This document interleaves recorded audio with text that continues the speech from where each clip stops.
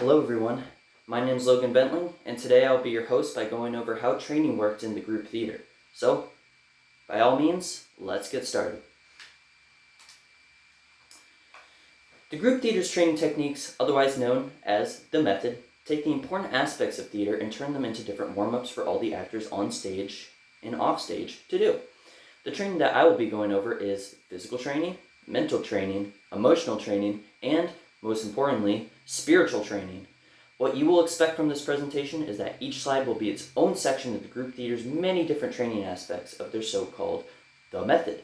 So, let's get right on into it, shall we?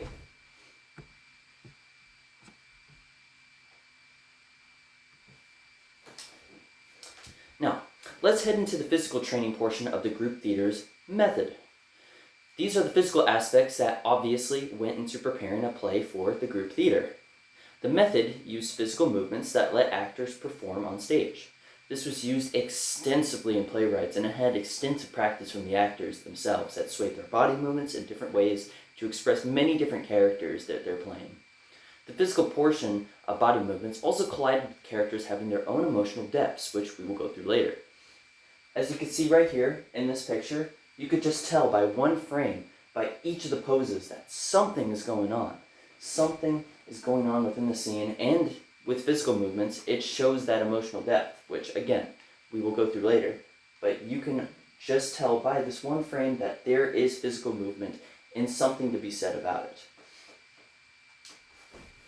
Now, let's head into the group theater's mental and emotional training. They go together like glue when it comes to their method. An actor's mental state is important before they play a role. They have to enter the mind of a character.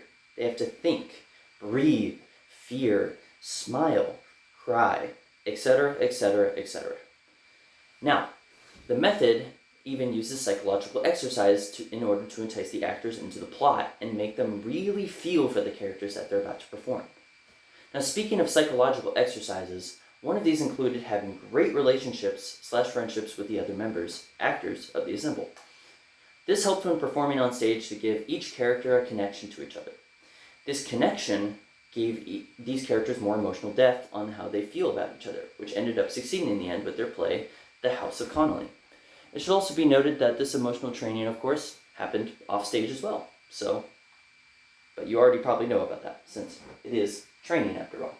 As you can see here with pictures like happy, sad, which shows emotion, the mentalness of the mind here, and again, this shows the physical movements just in one frame, but it also shows the emotion, even from this guy. It seems like he may be having an argument with his wife, or he could be having an argument about something else. That's the beauty of emotional training as well. Alright, now, last but not least, spiritual training. To define spirituality, it means to spread a certain feeling for a particular scene to the audience. Once this feeling spreads, the audience and its actors are connected as one when watching or performing on stage. How does the group theater do this with their method acting, you ask? Well, I'll tell you. The group theater was mostly known for and famous for its spiritual approach. Anybody who has seen their plays can tell you that. The spiritual approach in question was their takes on social realism and social change. They used psychological inner truths that opened the wound with such issues at the time. For example, touching on the Great Depression. Now, touching on these issues makes a relation with the audience itself, and anybody can tell you that it adds to the experience. The actors, the ensemble, have experienced this themselves and use this to portray characters that are living through the same events. This also, ironically, adds spirituality to the actor and the character living together as one. Now, moving on to the last slide. In conclusion, Lee Strasberg, the one who came up with the method, or method acting as it's known as today and as the years fly by, can be described as a genius in today's modern world of theater. Even though his theater went away decades ago, his method of training the actor and its stage still lives on to this day.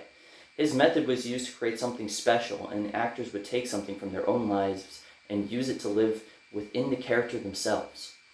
But most importantly, he valued the actors and uses their imagination, adapts their actions, and feels the emotions to create their own adaptation of the characters. And that's what was special about the group theater's training techniques. All because of this guy, this amazing man right here. My name is Logan Ventling, and this was my PowerPoint presentation on the group theater's training techniques. Thank you all for watching.